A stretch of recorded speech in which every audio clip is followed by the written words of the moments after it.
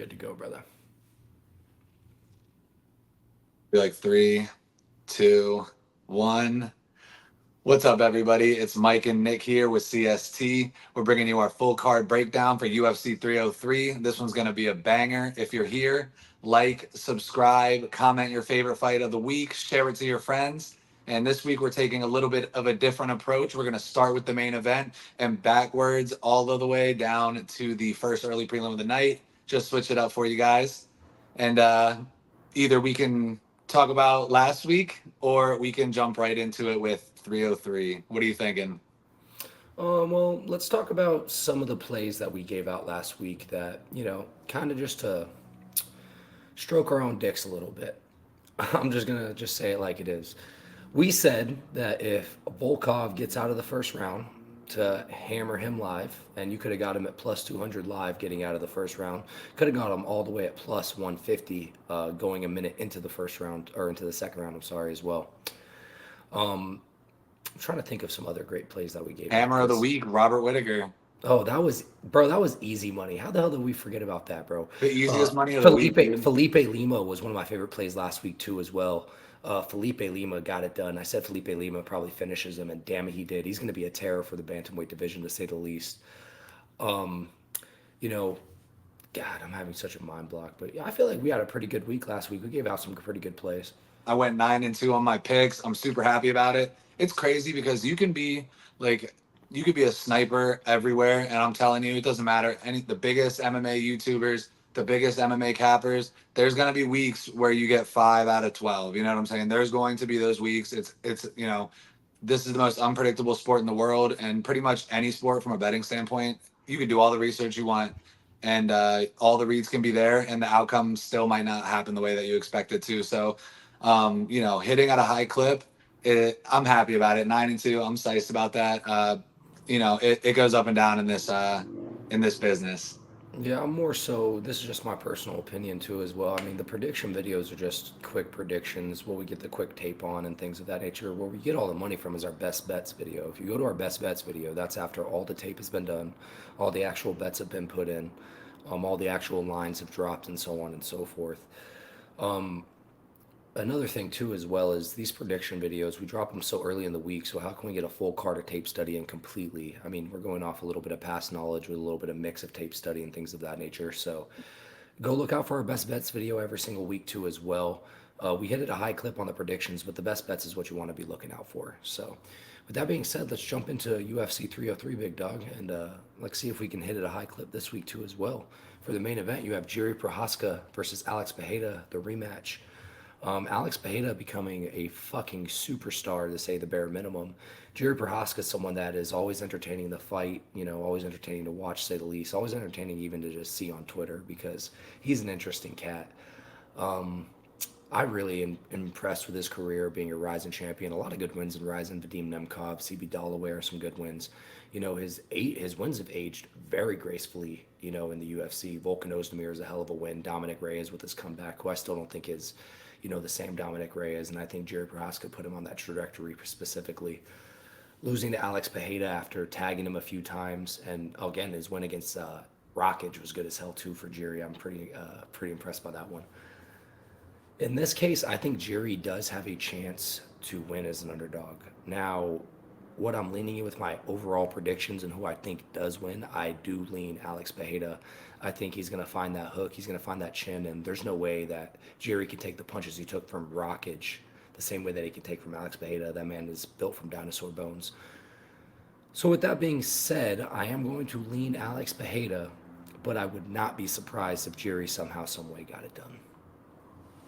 Yeah, this is an interesting one for me. I see it the same way. I can envision the fight going similar to how it did last time. Yuri is going to fight Yuri's fight no matter what. I don't think he's going to try to switch up his game plan. Maybe he'll go into the fight looking to be a little bit more disciplined and to pick his shots better. But at the end of the day, he's got a very specific style to him, and that's chaos. And I do think he's going to try to bring the chaos again. I also think he has a chance, but Poatan is such a sniper, and in that last fight, Poatan caught him with the left hook at such a short range and his fast twitch muscles, his power is incredible, and his accuracy as well. So even in that little quick boom left shot when Yuri had closed the distance on him, it was, you know, it turned out to be the beginning of the end for Yuri. I see that happening again here. I'm a bit nervous for this fight. So honestly, I think unless the odds are super juiced, I think that the best play here is going to be the under, whether that be under 2.5. It's probably going to be listed at under 1.5, unfortunately. And in that case, if the over 1.5 is plus money, I think that's interesting as well. I do think Yuri puts up a little bit better of a fight this time, but I have trouble seeing him getting it done against the aura that is Alex Pereira. So yeah, I think we're kind of both on the same boat. We want to be, want to be the most shocking thing in the world if Yuri won, and I think the fight's line close enough for that. As of right now on DraftKings, Alex Pereira is a minus 166, and Yuri Prochazka is a plus 140. So either way, whichever way you lean this fight, you're going to get a good line with it, whether you want to parlay it or straight bet it. So I think by the time Poatan closes, he's looking at a minus 200 bare minimum. So moving on to the co-main event, which I think a lot of people would consider the best fight on the card, and unfortunately, I won it. We'll talk about that a little bit more. Who do you have for this fight? Brian Ortega is sitting at a plus 120 underdog with Diego Lopez at a minus 142.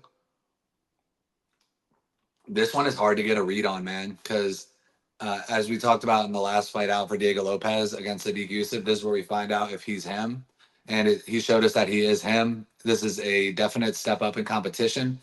Brian Ortega is a beast. He's incredibly durable. Diego Lopez is the jiu-jitsu coach over at Alexa Grasso's gym, which is huge. Team But Lobos. at the same time, Brian Ortega is a wizard when it comes to his Brazilian Jiu-Jitsu game. So I think what we're going to see here is going to be more of a stand-up fight. And, I give the power edge to Diego Lopez. I don't know. Neither of them fight super technically in the stand-up, but they're both down to bang. They're both down to brawl. I think we're going to see a mostly stand-up fight here. And I'm now that I'm saying it all out loud, I've been so unsure about this fight, but now that I'm saying it out loud, I'm kind of leaning Diego Lopez. But at the same time, it's such a shaky pick for me that I don't even know where I want to put my money for this fight. It's a tough one, man. And I don't want to go against Ortega, but Diego Lopez might, he might not be denied here this weekend. It's crazy. I'm leaning Lopez, but it could go either way. How do you see it? This is actually my pick of the week right now. Is I went back and watched Diego Lopez Mosar Avalov fight. I went back and watched a few Brian Ortega's earlier fights as well as his Volkanovski fight and his last 2 year Yair Rodriguez fights. He was beating up Yair Rodriguez before he got his shoulder injury in the first fight between them. I was quite impressed by how good he looked on the feet and defensively sound too as well. The second fight with Yair Rodriguez, he put it on him, and yeah, he didn't make that fight close. My pick of the week though will be Diego Lopez. And when DraftKings drops the parlay, I like Diego Lopez over 1.5 rounds when they do those little parlay combinations. Now let me explain why. When I watched the Mosar Evelev fight, the fight that he took on short notice, his cardio looked damn incredible. He did well in the grappling scrambles, utilized butterfly hooks and overhooks too as well. In the standing department, he was beating up Mosar Evelev completely, damn near the whole fight. I was super shocked. His collar ties are super nice, as we saw in the Sadiq Youssef fight, as well as the Mosar Evelev fight. His jiu-jitsu is slick enough to survive with Brian Ortega. I think pure jiu-jitsu pound for pound, I think Brian Ortega has the better of the jiu-jitsu. But the thing is his wrestling scrambling ability is incredible, man. His MMA jiu-jitsu is incredible. And there's a difference between just outright jiu-jitsu and MMA jiu-jitsu. And Brian Ortega does have incredible MMA jiu-jitsu, but he does pull a lot of rabbits out of hats. I mean, he's down in third rounds and pulls guillotines out against the Cub Swansons of the world and the Renato Moicanos of the world and things of that nature. I like Diego Lopez here. I think he's going to win by decision if I were to lean a method of victory, but I think Diego Lopez is going to clean up Brian Ortega. Brian Ortega talking about moving up to 155 is a little bit worrisome. Makes me worry about the weight cut in itself. Means he's going to have to take the weight cut. He's taking this fight on relatively short notice. Diego Lopez has been knowing that he's going to have a big fight in the UFC 303 soon. It was really just a matter of the opponent. The thing about Diego Lopez is we don't have a huge sample size besides his loss against Mosar Evelev. You got to remember that he beat up Gavin Tucker fairly quickly, sub Pat Sabatina fairly quickly, and then Sadiq Youssef collar tied him and knocked him out in quick succession. But Sadiq Youssef, the way he smoked him is something I find highly impressive. But with enough banter and enough jibber jabbering, I really, holy hell, someone's flying over there. Sorry about that, y'all. I have to do this in my living room. So, with that being said, I like Diego Lopez at a minus 142 line. I think he's an incredible line. I want to grab him before he gets steamed. I think Alex Bejeda, Diego Lopez for a co-main and main event sweat parlay is something I really like actually. So Hell with yeah. that being said, I like Diego Lopez minus 142 and DraftKings dropped the line of Diego Lopez and parlay over 1.5 rounds. If you want to be safe, you do a same game parlay that they offer with Diego Lopez over a round. That'll still bring you to Diego Lopez at plus money. And I think Brian Ortega's jiu-jitsu is good enough not to get subbed early. And I think his chin is tough enough, even though he is older and weathered, to survive bare minimum around with Diego Lopez. So. I do think Diego Lopez knocked Pat Sabatini out, but that's neither here nor there. He No, finished him quickly. I think I mixed them up, the Gavin Tucker and Pat Sabatini, but He finished him quick, but either way, one was the triangle, one was the other. So it looks like we're both on Diego Lopez this week. Before we jump into the next fight, we have partnered with BetStamp. We are doing a promo in our description. There will be a link for you guys if you're looking to bet on a new sports book and get a new user offer. Click our link, support us. We support you. You get your new user offer. And in turn, you support the page, you support the channel, Combat Sports Today.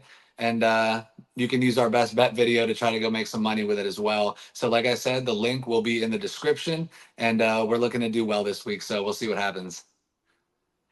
Shout out BetStamp. yeah, man. Also, BetStamp also offers a pretty cool interactive app too as well if you want to track your bets. The thing about tracking your bets is if you want to be a smart gambler, you always track your bets. You see how much money you're putting in, how much money you're putting out. Sometimes it can be a little scary, but sometimes getting a little wake up call to a scary number is actually pretty good. I'm actually up about 3 grand since I started using the BetStamp app, just purely based on tracking. So I understand how well that, quite frankly, how well I do in certain spots. I know that straight bets are obviously the way to go in terms of money making, but I'm learning that I'm a great prop better. So BetStamp's a pretty cool app, man. Go download it, y'all. On to the next fight too, as well for UFC 303. So with that being said, y'all, We got I actually really like this fight. Anthony Smith versus Roman Dolidze at light heavyweight. So you have Roman Dolidze taking this fight. I mean, both of them are taking this fight on relatively short notice, and you have Roman Dolidze moving up in a weight class. How do you like this fight? It's crazy. I mean, obviously, I knew Anthony Smith is fighting Roman Dolidze, but it didn't even occur to me in my brain like Roman Dolidze is a middleweight. I mean, he's a fairly large middleweight as well. I think he has power in his hands, and he has a great jiu-jitsu game. I do think Anthony Smith is better everywhere. So I don't think Roman Dolidze's wrestling god awful. If he had amazing folk style wrestling, he's finishing just about anybody in the middleweight division. But that is not the case. I don't think he's taking Anthony Smith down, and I think Anthony Smith will outstrike him. And if Anthony Smith wants to, which I don't necessarily recommend, I think he could take him down on the ground as well and still have his way there. So at a plus 120 underdog for Anthony Smith to Roman Dolidze at minus 142, I think Anthony Smith is a great underdog spot this week, and I'm hoping more people fade him so the line keeps getting better. So this is called Mike versus Nick, but as of right now, it's just called Mike and Nick in agreement because there's nothing else I can add to that. Anthony Smith, better striker, because Roman Dolidze is not a good striker. He throws and prays. It's pretty insane. He has slick jujitsu, but it's more like a trendy jujitsu where he throws up a lot of calf slicer kind of style jujitsu things, odd back takes from like Kiss of the Dragon and Reverse De La Hiva kind of style. And Anthony Smith, man, he's a smart grappler, man. I don't think he gets caught by anything with that. He has the pure size advantage. He has good fight IQ, even though he's a little bit chinny, but I don't think Roman Dolidze catches his chin here. At plus 120 odds, I love Anthony Smith here. I don't know if he gets it done by finish, but at plus odds, I'm not going to argue with it at all. So we can move on to the next fight because we're in complete agreement on that one. And this next fight, I don't necessarily love, but I do love the dog in it just for a few different reasons. Myra Bueno Silva versus Macy Chiasson. So when you have wins, and I'm speaking about Myra Bueno Silva here, when your wins come against people like fucking Stephanie fucking Egger And Zanwan Wu, I know I killed that pronunciation. We all know how bad my pronunciations are, quite frankly. And Lena fucking Landsberg. You're over there eating lunch by yourself like Lena fucking Landsberg. I don't know how much I can love that. She didn't look good against Raquel Pennington, gassed out hard. Granted, 5 round decision. I understand that and things of that nature. But Macy Chasson, man, she has looked a lot better in her Kinzad fight. Her striking was good. Her distance management was good. The Irene Aldana fight, she had moments of success in the first round up until wasn't.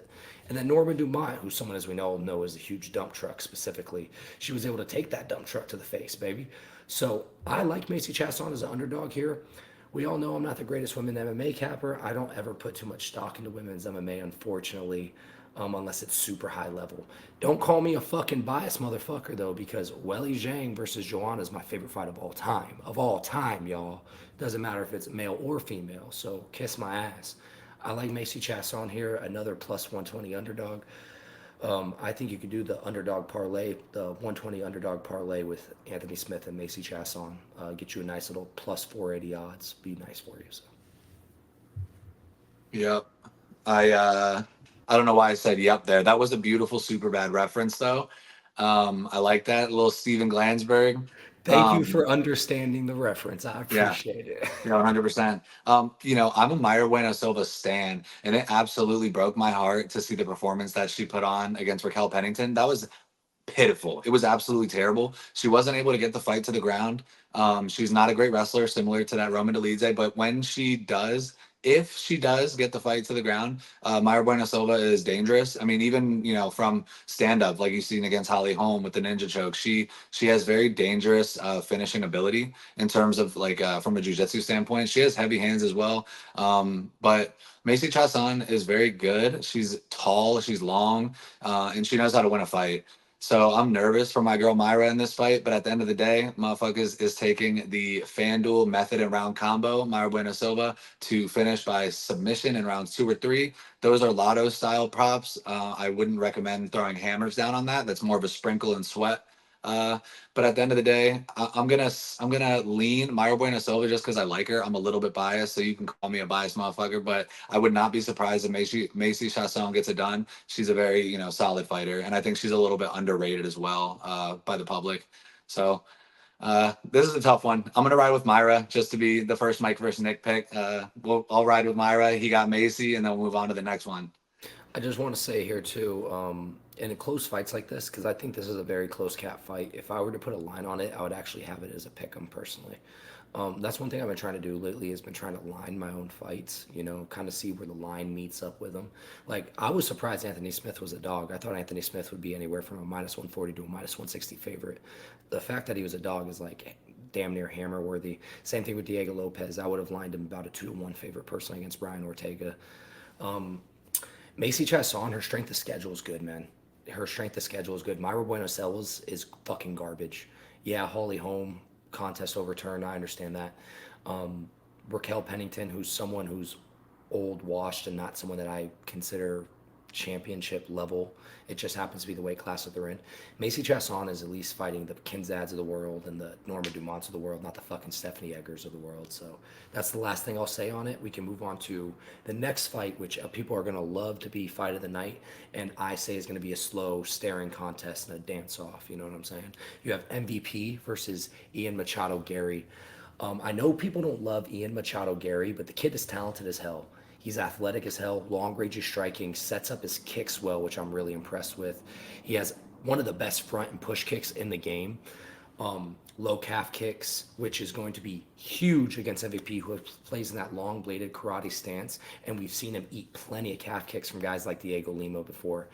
You even had Derek Anderson for a moment having some success with it before he got his nose smashed in. MVP is super low volume, and his win against Kevin Holland isn't overly impressive because, as we know, Kevin Holland has all the tools to win every fight possible, but Kevin Holland has the lowest fight IQ possible. So when you kind of put all these things together here, MVP on the aging side, where you have Ian Machado Gary's on the upward trajectory, not saying MVP's on a downward trajectory, but he is aging, and we can't ever forget that. I like Ian Machado Gary a lot this week, man. This fight is a pick 'em. Last time I checked, it's not a pick 'em anymore. I think Ian Machado Gary's actually at a minus 130, if I'm not mistaken. Yeah. Ian Machado Gary, man, I like him a lot this week. I think MVP is too low volume. There's going to be no grappling threat. Yeah, we've seen Ian get hit by Keenan Song, and it dropped him, and it caused a little bit of a scare issue here. I think MVP's too low volume. He throws straight punches, doesn't throw with the looping hook same way that Keenan Song does. I think Ian Machado Gary's gonna win 29-28 on the scorecards. I don't see a finish coming either way. They're both too low volume in that sense, but I think Ian Machado Gary puts out just enough volume, just enough distractions, and just enough metrics out there just to win the fight. And I know metrics wasn't the proper word there. I was thinking of what Eric Nixis like to call it, optics. I'm sorry. He puts out enough optics out there to win this fight. So I like Ian Machado Gary. How do you like it? I agree. I was really hoping for MVP to get lucky and get the fight against Jack Della Maddalena. I wanted to see that fight so bad. Stylistically, he Jack would have matches up. fucked him up. Dude, I think MVP matches Jack up would have, way better against Jack Della than he does against Ian Gary because Ian Gary is a similar kind of. He which doesn't I think fight is super. funny. I think Ian would beat Jack. I think Jack would beat MVP. I think either of them beat Jack Della, but that's Yeah, neither I here nor think. there. We're not going to see that fight. Um, But Ian Gary, a lot of people were questioning his chin and his durability after the Kanan song dropping. But when you hear Ian Gary talk about it, which is something I like to listen for, Ian Gary was explaining how he threw the right and he saw an opening and he's like, I shouldn't throw my left because my left is up. And if I throw the left while my right's still extended, I'm going to leave myself open. And he knew not to do it. He said in the fight, he thought it, don't do it. But he said, oh, fuck it. I think I can catch him. And then he dropped the left to throw. And that's right when he got dropped. So even during the fight, as he got dropped, he said he was like, "Oh my god, I knew not to do it." So to see him learning from a mistake like that, and then I believe he'll put it into application as well and not make that same mistake again. Um, I think Ian Machado Gary is really good, and I'm sad that MVP got matched up with him because, like you said, I don't think it's going to be fireworks. I don't think it's going to be the craziest fight ever. It'll probably be tense, and it'll cause a little anxiety for the betters, but it's going to be slow pace point fighting if I had to guess. And I'll take Ian Machado Gary there as well because I think he's an extremely talented fighter, and I think he has what it takes to get it done. Yeah, I think I'm in a small boat here. I think Ian Machado Gary has what to get it done to be the champion in the division. Quite I frankly, agree. I think he can beat anyone in the I think division, he beat man. Shopcott. I've been saying I that. agree. People been shitting on me, bruh. I couldn't agree more. I think Shavkat leaves way too many openings. I don't know, man. If Jeff Neal can touch your chin, Ian Machado Gary can touch your chin. Hey, that fight And will and happen. It's going to happen. So we're gonna find out one of these days. and that was the only thing is I like Ian Machado Gary's strength of schedule, man. I mean, Gabe Green, Cannon Song, sure, fine, but Daniel Rodriguez, Neil Magny, Vettis of the vets, and Jeff Neal, just some vet lessons here, man. Now he gets another vet. I don't know, man. It's kind of racist. I don't know. He just loves whooping up on these colored folks, don't he? I don't know. That's another lean for my bet then in this case. So I'm just gonna take Ian Machado Gary once again, y'all. Let's move on. Let's move on to the featured prelim of the night. You have Power Bar Mark Andro Barriot, the Canadian motherfucker, versus the redhead, the riping redhead himself, Joe. Be like fucking Joe Pyfer. So in this case, I'm just gonna make it quick. I'm gonna make it simple. I think Joe Piper finishes him in the first 2 rounds. I can see him getting it done by sub. I think he hits way too hard. Barriot's someone that relies on his toughness and his cardio to get it done late. And after seeing that Eric Anders fights, I can't get that out of my head, man. Going to a close fight, a life and death brawl with Eric Anders, you're going to get smoked by Joe Pfeiffer. They're giving Joe Pfeiffer a get right spot. He's going to finish him within the first 2 rounds. For your FanDuel combos, I think he submits Marc Andre Barriol in this case. I think Marc Andre Barriol is tough enough to get clubbed, but he will get subbed at some point, whether that fight gets taken to the floor or whether he gets rocked and chinned with something and Joe Pfeiffer finds one of his Philly chokes. He's a really slick grappler, man. Don't let the body's type fool you. I think Joe Pfeiffer gets it done. Round combo method, rounds 1 and 2 submission. So I love that. Yeah, I can definitely. For me, it's gonna be whatever's juicier. If the knockout is -110 and the subs +400, I'm rocking with sub. But if I catch the knockout +200 or higher, I'm gonna take that too because I think he has one punch power for Andre Barriol. Abdul Razak Hassan, that motherfucker can eat, bro. And I think if Piper hits Marc Andre like he hit Abdul, he's going down and he's going down hard. So first round finish regardless. Piper's in a get right spot, like you said. And with that, we can move on to the next one because some of these ones are plain and simple. Yeah, I just want to say this really quickly. Don't be low on Joe Pfeiffer because Jack Hermanson is a very odd style for a lot of people. Hey, he's a dog. And People, he's a Jack, vet's vet. Jack Hermanson has fought in the best of the best in the division, yeah, top to bottom. So I fuck with Jack Hermanson heavy. he So that's whooped that ass, bro. it was one of my better calls because I was sick. I called Jack Hermanson by decision. I was sick a few times because I was worried that Joe Pfeiffer was gonna gas himself out, you know. But he fought, and that's the one thing. When I went back and rewatched that fight, Joe Pfeiffer fought two and nail and was throwing fucking everything at him all 25 minutes. Never gave up on himself once. Huge lesson to learn in a 15-minute fight. He finished his mark in the first 10, bro. I agree. Let's do it, brother. Let's move on to the next one here for you. Andre Feely versus Cub Swanson. You have Old Man versus Chinny Feely. I love Touchy Feely, bro. I think Touchy Feely's a dog. I don't know if I love him in this fight, though, unfortunately. Cub Swanson has good range management. Touchy Feely punches hard, good open side body kick, but his chin does worry me. If I had a lean in this fight, which I'm not going to bet this fight at all, if I had a lean in this fight, I would lean Andre Feely just because I think he's a little bit better everywhere. He knows how to win rounds. He knows how to steal rounds with takedowns too, as well, was something that I think is super underrated. And he also gets punches off when he does get the fight to the floor. But the thing is about Cub Swanson is always going to be still dangerous. He's not going to get subbed in this fight. The one thing is the open side body kick by Andre Feely is something I'm curious if he can catch. If he can catch Cub Swanson in the open side body kick, who we've seen to have a soft belly, and as of recently, I'm curious if maybe he can rock him or finish him and something of that nature. Yeah. But if I had a lean, just to wrap up my thoughts on it, I'd lean Andre Feely, but zero confidence in this fight overall. You should really just enjoy it because this fight will be a banger. Yep. No doubt about it, because Andre Feely and Cub Swanson are two fighters that don't know how to do anything but scrap it out. So this is actually my personal fight of the night prediction. So Who was that guy? So, and this is something that I'm genuinely gonna start looking into more. Like the Jared Gordon fight this weekend, judges stole that from him. And the last time Cub Swanson fought, the judges stole the fight from him. Who the hell was it that he fought? I remember thinking, I was like, Cub did it, Cub did it. And then they gave the fight to the other guy. It's escaping me right now.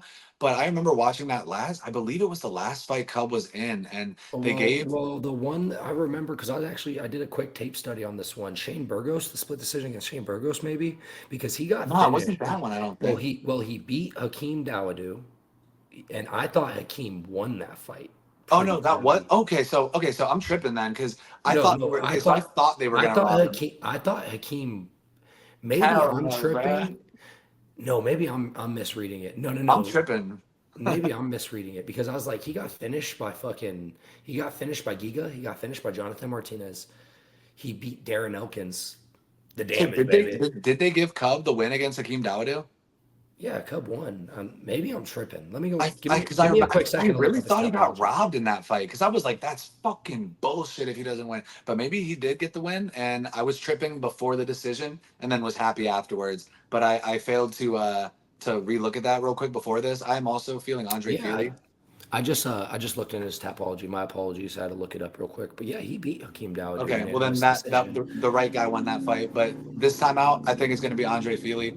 He's a little bit younger, but he's not super young himself. He's 33, which that's nothing crazy. Andre Feely is really fast, and he does have power. So, like you said, I I mean, might sit Andre back. Feely got that BBL fucking power, baby. You seen his girlfriend? The finest, bro. It's the finest MMA girlfriend on earth. Don't beat my Hey, ass, he got Touchy some of the Feely. best tats in the UFC too. I'm with Nick on this fight. This is more of a popcorn fight just because it could go either way. But I'm leaning Andre Feely. I'm not gonna bet him at minus 225 in this fight. I was thinking the lines would be closer, but they're kind of disrespecting Cub. He's sitting at a plus 185. I'm gonna enjoy this. Andre Feely is my lean. Man, I said that this fight could be fight of the night, but I'm dumb as hell because this next fight, strong possibility, could be fight of the night just because of Change. style, mystic matchup. You have Gene throw fucking the hammer Silva versus Charles the fucking Russian, French, Canadian Jourdain. I am so excited for this fight because I actually like Charles Jourdain a lot, man. Super fun, exciting style. Um, Wasn't super impressed with his Kron Gracie win, even though he beat the shit out of him. Kron Gracie is Kron Gracie. Ricardo Ramos, the fact that Ricardo Ramos gets guillotined by everybody. I think Charles Jourdain definitely got robbed in his last fight against Sean Woodson, if I'm being completely honest with you. 100%, Like bro. I think he did. Sean Woodson lost that fight, no doubt about it. But then you have Gene Silva, who had an awesome performance against Kevin Vallejos in his Dana White Contender Series fight. Knocked out fucking giraffe neck Weston Wilson. Um, God, this is a good fight, man. I like Charles Jourdain here. I'm gonna check the line here, but before even checking the He's odds, minus 120, and Gene Silva's plus 100. that's about a right line in my opinion. You have someone that's gonna chuck leather like Gene Silva, but he doesn't gas out. That's one thing. He does have impressive cardio, as we saw in his Dana White Contender Series fight. Um, doesn't really have the wrestling entries here too as well. Charles Jourdain is someone that likes to stay on the outside and kick, but then when he does enter the pocket, he does it pretty smart and tactically, I will say, in his sense. He's not chinny, isn't necessarily prone to get rocked. Gene Silva chucks leather, no doubt, but I'm going to take the guy that I think is the overall better fighter, and that is Charles Jourdain. And a minus 120 line is absolutely wicked, bro. Wicked. I didn't heavily tape study this fight. I want to go on record and say that. I'm going based off previous memory for this one. So yeah, I like Charles Jourdain at open thoughts at minus 120. Look out my best bets. Maybe he's part of my best bets once I get my full tape study in. So Charles Jourdain is, in my opinion, a very underrated fighter, and he's also sneaky fast, man. He's real fast. He has pretty good boxing. He's good with the kicks. He's exciting.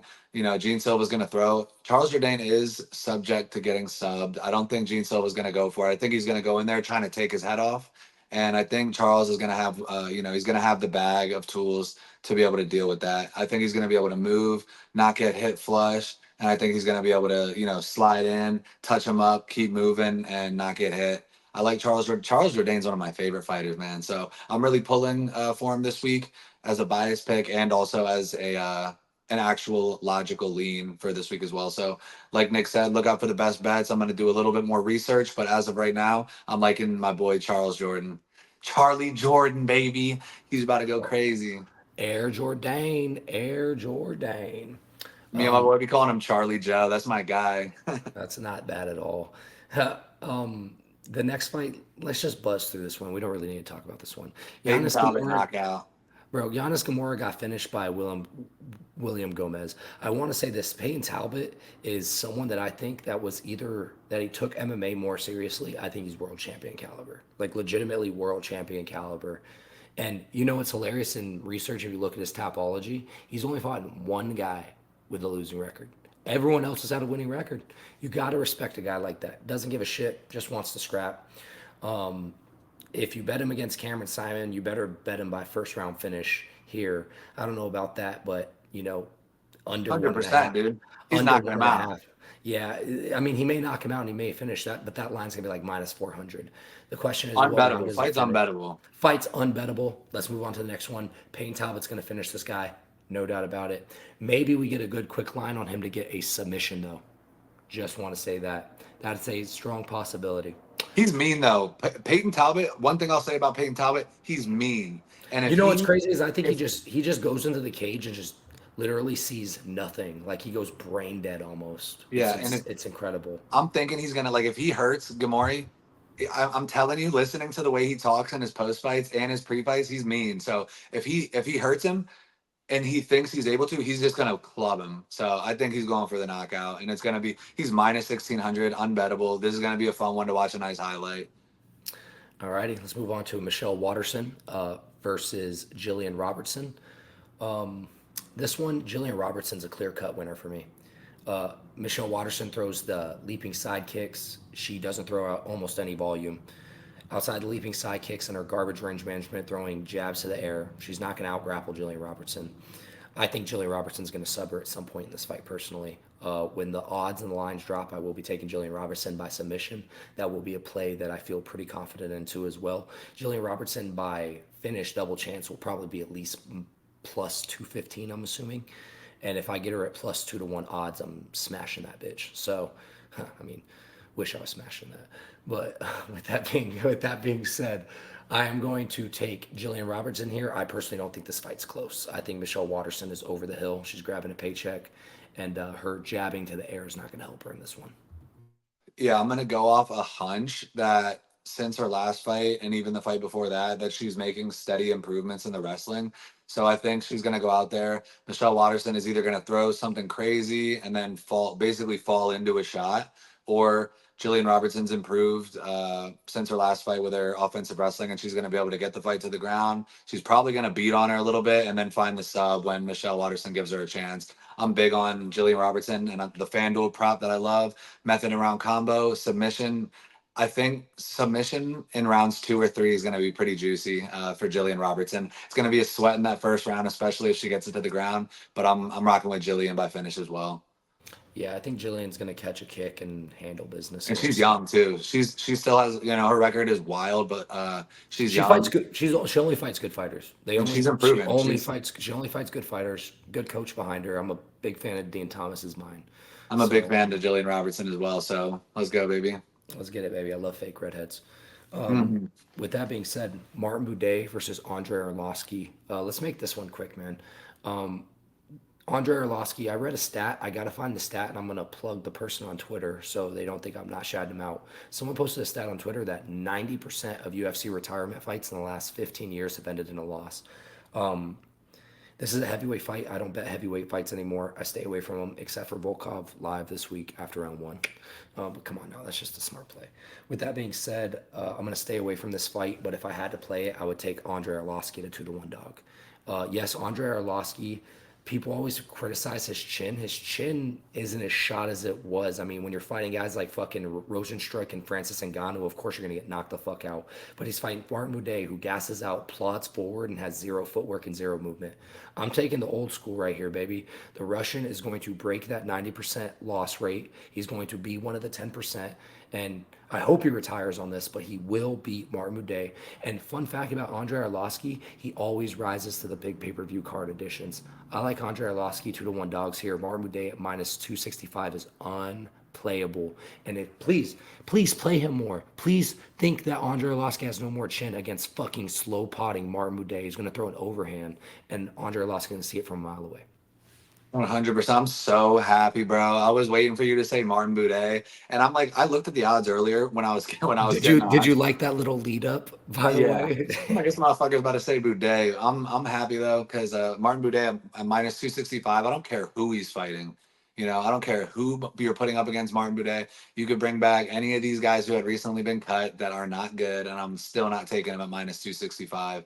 Um, Andre Arlovsky's too fast. He's too experienced. Martin Buday was a esports, he was a professional video game player, if I'm not mistaken, until he was in his mid 20s. And then he's like, wait, I'm fucking 6'9". Why am I not doing something else? So at the end of the day, Arlovsky is old, but this 45-year-old's getting it done. He's gonna look fast, especially against Martin Buday, who's slow as shit. And I think he might even find a TKO. I'm not gonna bank on that. Money line at plus 215 is good enough. That's why I was waiting for our best bet edition, because when this double chance props did drop, I was going to add in our little lottery section that is a possibility. Just Hey, want to. knockout in rounds 2 or 3, FanDuel method and round combo could go crazy. It might be like plus 1,000. So yeah, we're both on Andre Arlovsky on this one. Let's move on to the next fight. We can make this one quick because again, I don't think this fight's close. Ray Suara, the Asian prodigy, hell of a good wrestler. Just want to say that, against Carlos Hernandez, who has negative wrestling, pretty decent jiu-jitsu, okay stand-up. Ray Suarez not going to make this fight easy. He's going to wrestle him. He's going to ground and pound finish him within the first 2 rounds. Ray Suarez, the fucking truth. Damn great Asian wrestling. Holy shit. Good solid striking entries. And the minute he gets the fight to the mat, from the second he gets the fight to the mat to the end of the fight, he fishes for finishes. Rear naked chokes, neck cranks, ground and pounds. And one thing you could always count on with Asian fighters, cardio, except for Mr. Perfect last week. God damn you, Mr. Perfect. Cardio. They all have cardio, brother.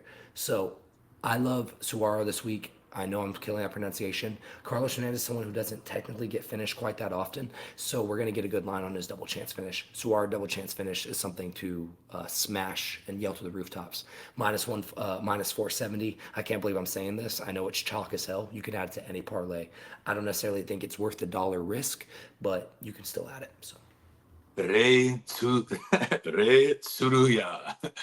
Yeah, I was looking at the record, and pretty much, I mean, aside from his first couple fights, everybody that he's fighting has a pretty solid record. Like he beat a 14-2 guy, 8-2, 9-3, if I'm not mistaken. I was looking at the guy's records. I didn't do tape study for this guy. I was assuming that Nick probably did a little bit. Carlos Hernandez, the guys that he's lost to are good. He In my loses down. tape study, I just want to say I found this guy wrestles, like I said, wrestles his ass off. And the minute that he gets the fight to the mat, the minute he doesn't give a shit, he goes for the finish every second of the fight. And you gotta love that in a fighter, especially someone that doesn't get tired and gas themselves out doing so. Sorry about that. No.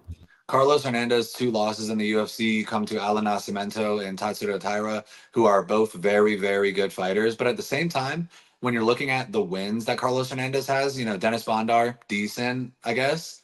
And then Bondar's actually, garbage. his, Stop his it. win though, his win though against Victor Altamirano isn't horrible. It's not enough to switch the pick over from this up and coming guy. I'm not going to bet on this fight. I was initially like, oh, I could take a dog shot at Hernandez. Victor Altamirano's good, but at the end of the day, he's not good enough to switch the pick for me. So I'm going to stay away from this one. But I do like Tsuruya. Suruya is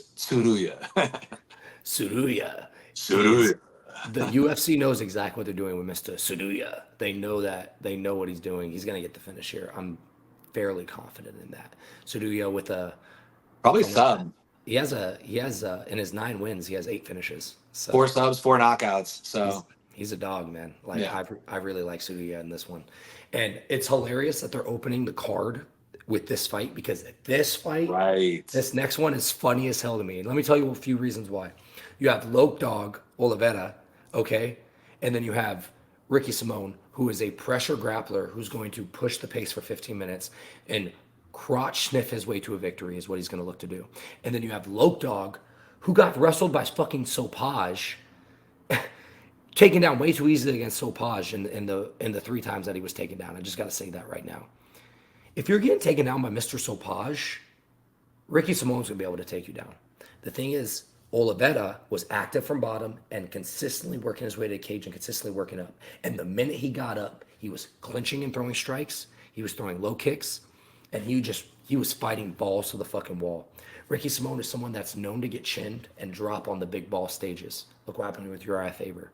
No shame in losing to Song Yadong, but the Mario Bautista fight made me a little bit curious. Vinicius, I'm sorry, Mr. Loke Dog, has a very similar body type to Mario Bautista. Maybe not as great of jiu-jitsu, but really good scrambling game and better striking than Mario Bautista, in my opinion. And you know what caused issues for Ricky Simone against Mario Bautista? The threat against the flying knees and the uppercuts. You know what Loke Dog loves to do, just like Mario Bautista loved to do? Flying knees and throwing the uppercut. I really want to love Loke Dog here. And I think this fight is a lot closer than a plus 180 dog for Loke Dog. I think Ricky Simone will win by crotch sniffing victory. But, but, watch this fight. And if you see after the first, round, Loke Dog can get up, you play his ass. Because if they stand up, this fight's not close. This fight's not close in the stand up at all, in my personal opinion. Ricky Simone throws an overhand to a shot. He throws a looping left to a shot. And that's what it is. So I lean towards Simone to get the win purely based off the fact that I don't trust Loke Dog's grappling. Getting taken out by Sopaj that easily was a little bit worrisome. But again, live play, Loke Dog possible. And Yeah. you know what? I think Loke Dog is a huge live dog this week. Huge. Yeah, I definitely. Ricky Simon is real good. I think he's really good. I also think in order to, like, Ricky Simone's not going to get tired. In order to slow him down and cause him to get tired, you need to do damage. And if we see Vinicius Oliveira, if we see him not able to stop any of these takedowns, he's going to get beat on from top position by Ricky Simone. If he gets back up and isn't able to cause damage before the next shot comes, it's just going to be that on repeat over and over again. In this fight, I say that Oliveira has a puncher's knee kick, whatever. He has a puncher's chance of winning this fight, but he's going to have to cause some significant damage to slow down the wrestling of Ricky Simone. So I don't want to bet Ricky Simone at minus 218, but I feel like after the fight, we could be sitting here like, damn, minus 218 was an easy parlay piece. But at the end of the day, Oliveira is dangerous. and Ricky Simone could get caught. He could get caught in the third round. You know, he could be dominating the entire time and get caught. So I'm gonna stay away from this one. First fight of the night. I'm gonna enjoy this. I'm probably gonna end up betting on it like a fucking degenerate. But right now, lean Ricky Simone, but it's a dangerous fight for him. Yeah, I think the only way I would bet this is live personally. So, I mean, I like this card top to bottom. This is a great fucking card. This card's way personally, in my opinion, this card is way better than it was with Conor McGregor, Michael Chandler. I could give a shit less about that fight. Steroid freak coming off a 2 year layoff versus someone with shitty fight IQ. So I would much rather see Alex Poatan Bejeda fight. So just to give you a quick parlay that I just put together before the lines move anymore this week, it's a 5 pick parlay. Jillian Robertson, Charles Air Jourdain, Ian Machado Gary, Anthony Smith, and Diego Lopez at plus 1,811 odds. Again, that's plus 1,811 odds for Diego Lopez, Anthony Smith, Ian Machado Gary, Charles Jourdain, and Jillian Robertson. I feel pretty damn good about those picks, y'all. I like that 100%. All right, before we go, you got a favorite pick of the week and a dog of the week. My just dropped my shit. My apologies, y'all. My favorite pick of the week is going to be Diego Lopez at minus 142. I love Diego Lopez at minus 142. I think it's a great play. Dog of the week as of right now, I will say Anthony Smith, even though it's not super juicy at plus 120. But look out for the best bets because that could sway to Old Man Arlovsky, which is crazy because I hate betting heavyweight fights. But especially if Old Man Arlovsky lines keeps moving, how the fuck do I not take it? Because that's a 50-50 fight, y'all. Trust me. That is a 50-50 fight. And I actually think it's more of a 60-40 fight for Arlovsky. To be honest with you, I don't think Boday's that good, man. I love it. I'm on you. Same shit here. I'm trying to figure out a favorite of the week.